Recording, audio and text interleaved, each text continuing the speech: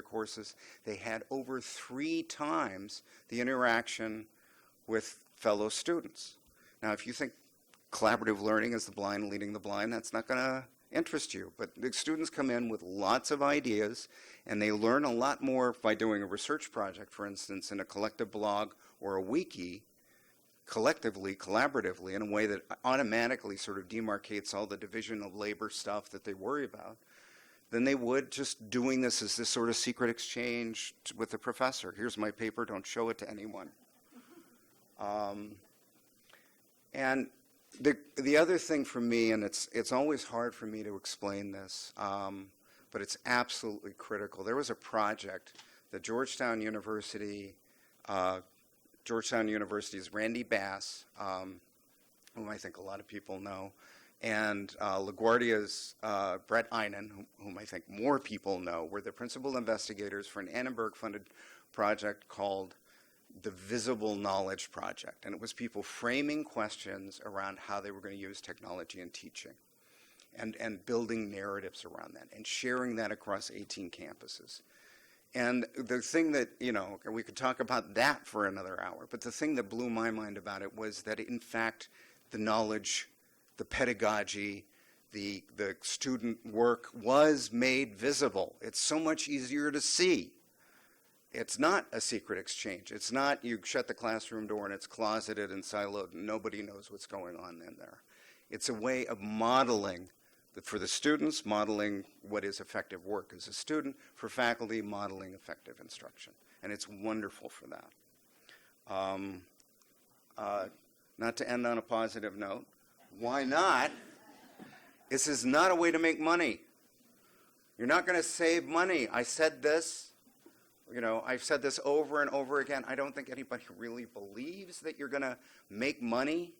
And I'm framing this really as sort of saving money, increasing faculty productivity. There's that lovely phrase. By just sort of grinding out more students with fewer faculty or something like that. That's not the way it works. The only image I could find for that, this is actually a postcard of from the turn of the century, the 1900s becoming the 20th century. The French imagining what things would look like in the year 2000. If you look really closely, it says "la 2000," whatever that is in French. Anyway, that the idea of sort of instruction is information transfer, which is the fundamental problem with MOOCs, basically. That's not instruction. Instruction is social. It's eminently social and interactive. And it's not going to be any easier. It's not going to be easier for the faculty. It's not going to be any easier for the students. I think it's going to be more demanding, but also more engaging. The thing that committed me to doing this was looking at the faculty and student surveys for that original experience with the Sloan money and what we were able to do and what people said about it. And they all said, yes, it's more work. Yes, it's better. Yes, I want to do it again. Anytime people say it's more work and they want to do it again and it's better, that's something I want to get involved with. So that's it for me. This is for people who are on there. This is my profile from the CUNY Academic Commons, where we all get this cute little URL shortener, cuny.is/, and then you put your name or whatever. So if you want all my contact information, you want to follow me on Twitter, you want to be a Facebook friend, whatever it is, it's all there. Okay. Thank you.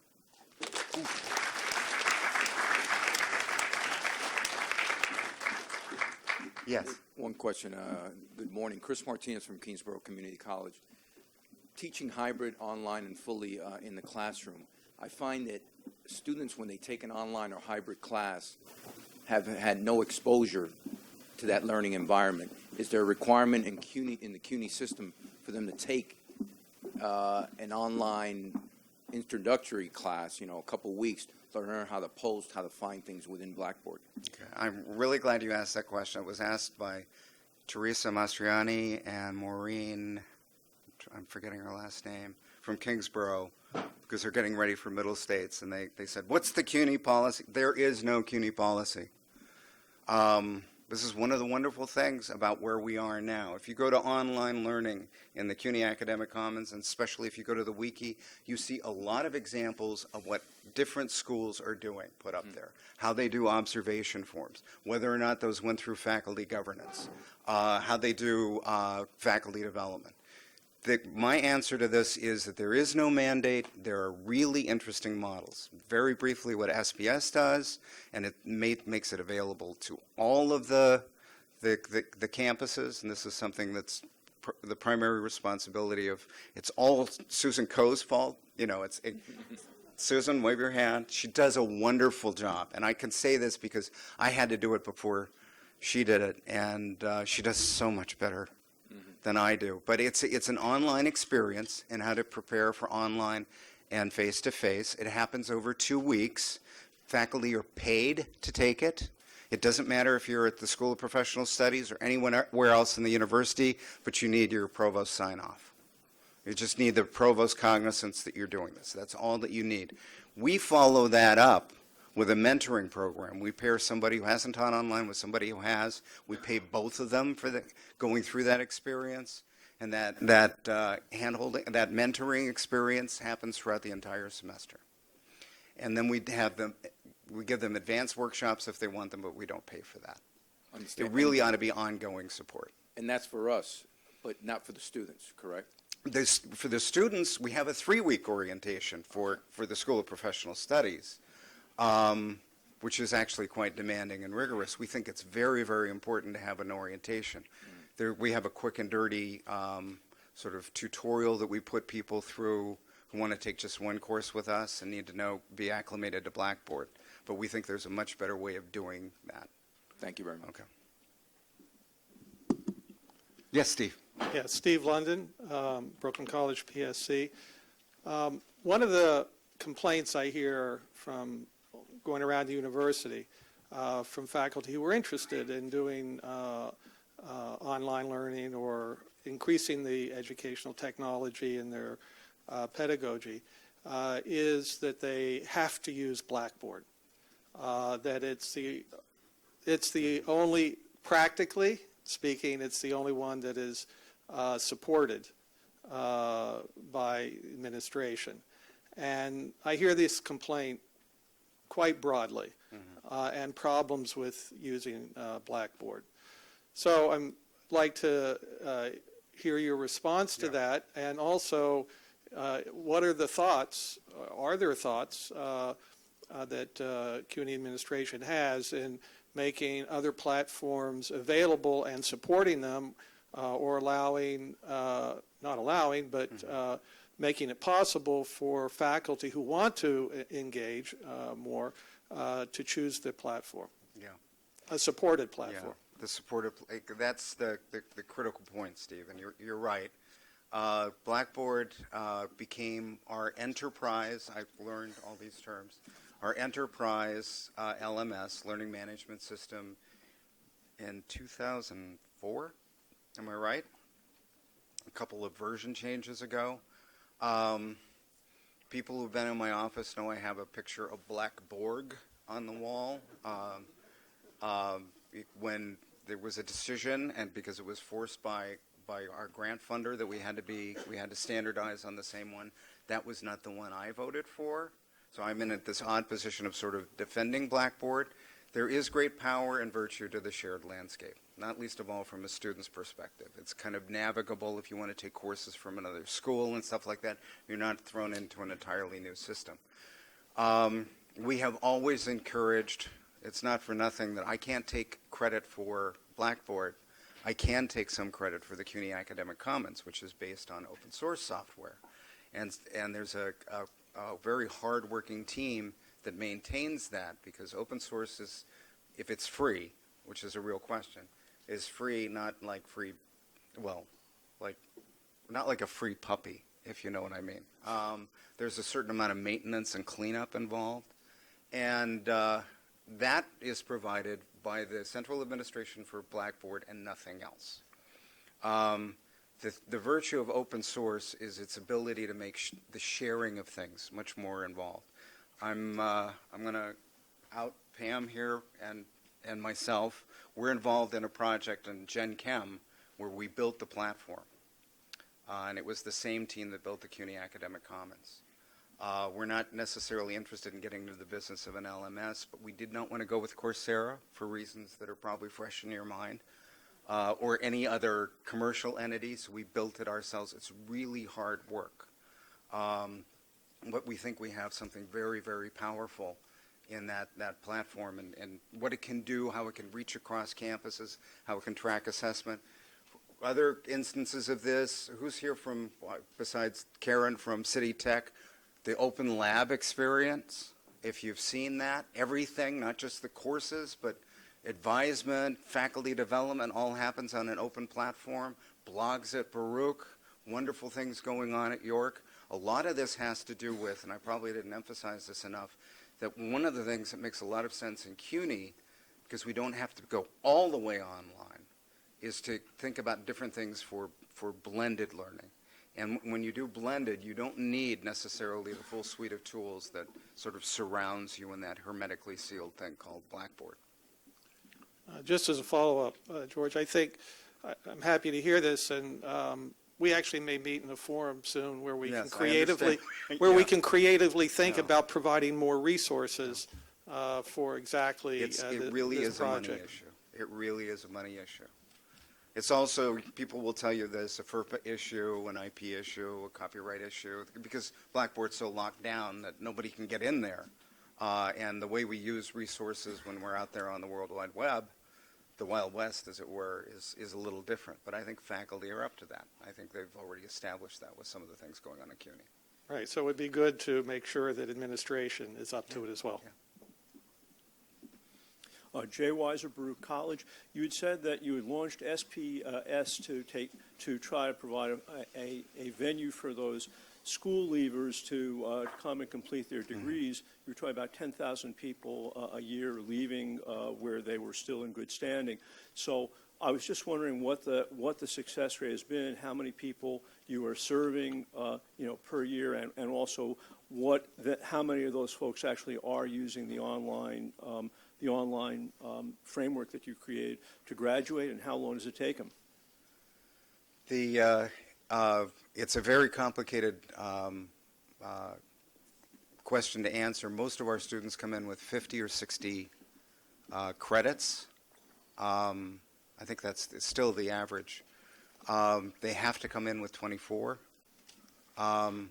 So the interesting thing is that they graduate in rates that are comparable with the rest of CUNY, but it's partly because they have a head start.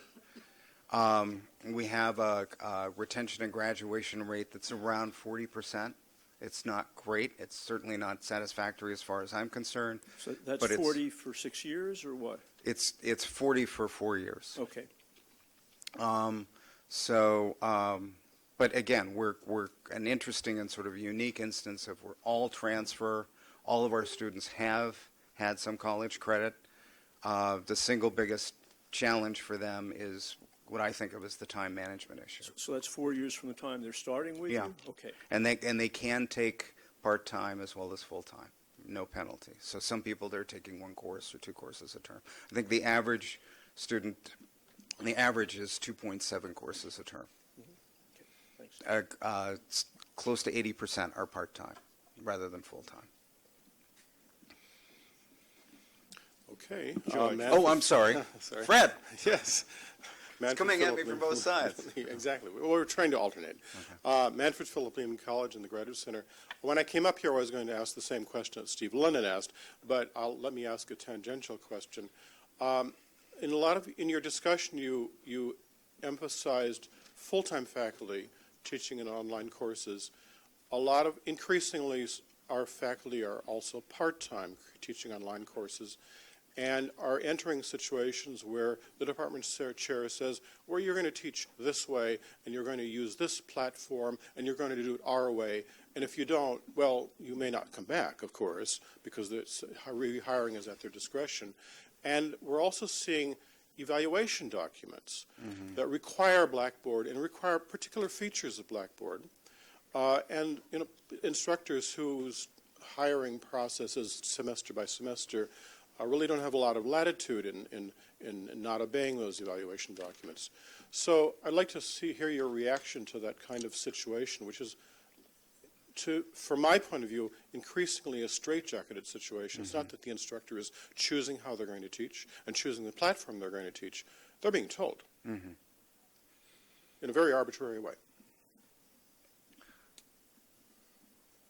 Well, if what we're really talking about, Fred, is how to make chairs behave a certain way, I wouldn't want to say any more about that in a kind of emphatic and prescriptive way than talking about how faculty ought to behave in a certain way. Right. What I can say is that our position in terms of faculty development is that we treat adjuncts exactly the same way we treat full-timers. Everybody gets paid or compensated in the same way, has the same experience. We believe in academic freedom, but we also believe in a kind of support. There's a thing like enabling constraints that helps people. I think the people who are really good at doing they're going out there and building their own platforms. I know a lot of them. There's people like Tony. They're what are called the early adopters in a lot of these models. And I think to some extent the use of Blackboard or whatever the platform is that a program adopts is a way of supporting faculty in a kind of sameness of experience and mentoring possibilities and things like that.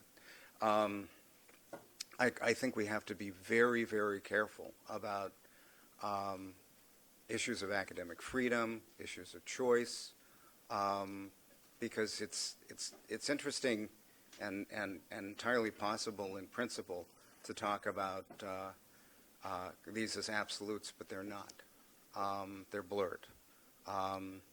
It would be ridiculous for me to say adjuncts in the realm of power relations are empowered in the same way that full-timers are. We're in a very interesting situation at the School of Professional Studies, as I think you know, where a third of our faculty are full-time faculty who are working as adjuncts for us, and we treat all of our adjuncts the same. So, but just as a follow-up, there is the issue of evaluation of courses, peer evaluation and student evaluations that hasn't really been addressed here. And it's a significant problem for the issue.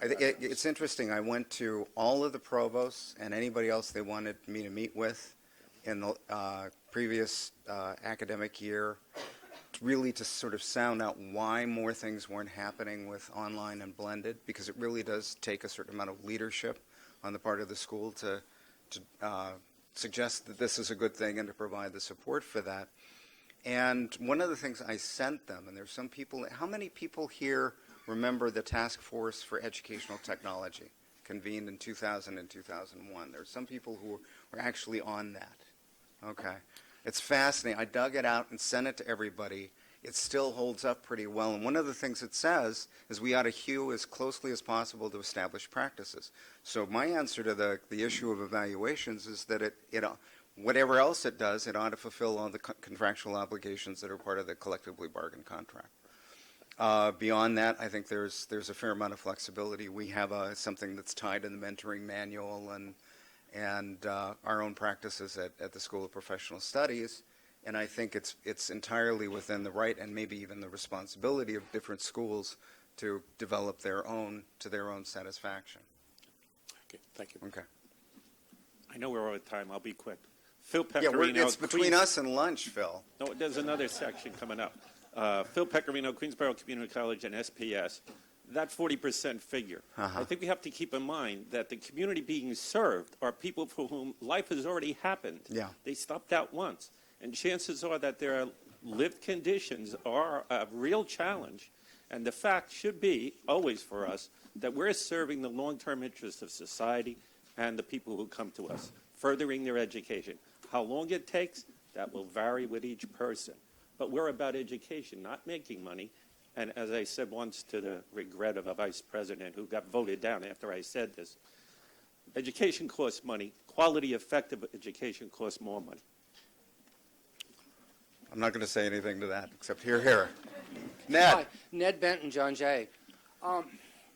We've used several platforms for we've done the online MPA program for 5 years. That's a fully online MPA. And at first, we were worried that Blackboard was going to crash, and so we set up a completely alternate backup site using Moodle. And I would love to see City University support Moodle in some way as an alternative, even if it was a bargaining alternative, to be able to say to Blackboard, well, some of our people might do this. Because I know a lot of campuses use Moodle and are very happy with it, and we certainly could do our entire program on Moodle, compromising very little that we were actually using from Blackboard. Similarly, you use WordPress and BuddyPress for the Commons. Yeah. We use WordPress as, it's sort of like within Blackboard you encounter WordPress because we can share educational materials that way. And we use it for a lot of other things, but we can't get any support for it. You know, we run You it will off soon, of- because all of the CUNY websites are going to WordPress. So, Well, I'll believe it when I see it. okay. I mean, it would be, and the problem is that once you get into that group, then they're the people that want 4 layers of the bureaucracy to check everything that you do. Yeah. And we can't teach that way. We Right. need to be much more nimble about our content. And so they need to let us actually be able to edit the site without having a supervisor check it and then another committee approve it. Yeah. I'm not sure what to say except here to that, too. You're looking at one of the managers of the Moodle installation at the Graduate Center. I've always committed myself to learning about other programs because we don't want to be, among other things, we don't want to think Blackboard thinks we have no choice, but to keep renewing contracts with them. So, yes, absolutely. We ought to look at other things. The interesting thing about Moodle, I actually served as a consultant for the American Museum of Natural History in mounting their own MS in education, and they went with Moodle on my advice, and they went right to, does everybody know what Moodle Rooms is?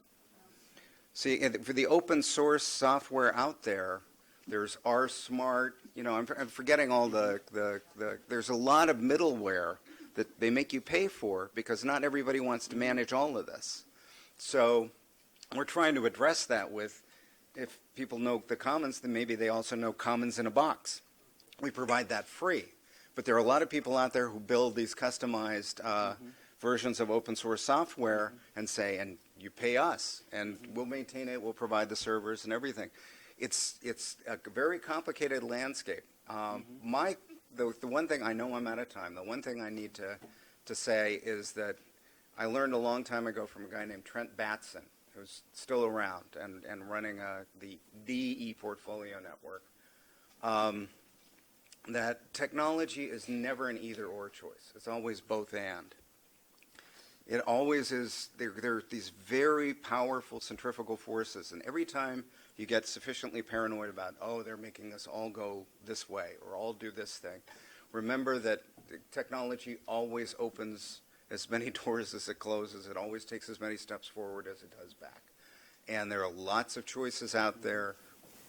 There are choices with interesting consequences. You have to, the thing, and how many people here, this is the last time I'll do it, are members of the Committee on Academic Technology? Okay. Coolest group in the entire university. This is without question. These are people who get together. We don't decide anything, but we get together and talk and compare notes. And one of the things that we see over and over again is the chance to do more than we're doing if anybody would ask us. So if you have a thought or a question about this, please, again, reach out to me, reach out to your CAT representative at your campus. I could tell you who that is, so reach out to me for that. Let's talk. George, we Okay. have one more question. On Oh, I'm sorry. It's quick, he's telling me. I'll It's just quick. make We already talked, but yeah. Yeah, Cliff Wines, Brew College. CUNY's strategic plan has a 20% objective for online courses. You said you met with all the provosts.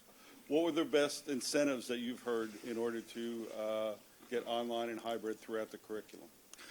Okay, well, The one, people aren't going to like this, the one thing that really got their attention, I spent a lot of time looking at what other people do. I'm going off to be the online guy for the Middle States visit for Penn State, although all people want to talk about there is football and post-Paterno. And anyway, and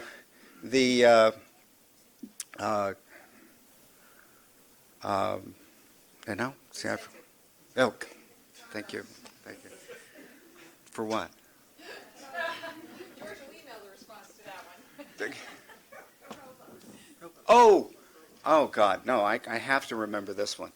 The University of Central Florida, a place with a football team and parking lots, I guess that's where my associate of mine went, has grown 13% in the last 6 years. It's a negative 3% if you take out online and face-to-face. And everybody got excited about that because you talk about enrollments, you talk about revenue. The other thing they did in getting there was the first thing that they put online was general education. They exposed students to it from the get-go. And then student demand actually drove things like, I should have acknowledged the work of John Jay, a wonderful example of mission-fit, genuine distance education in the degrees and the certificates that you're offering. There are so many reasons to do this. You just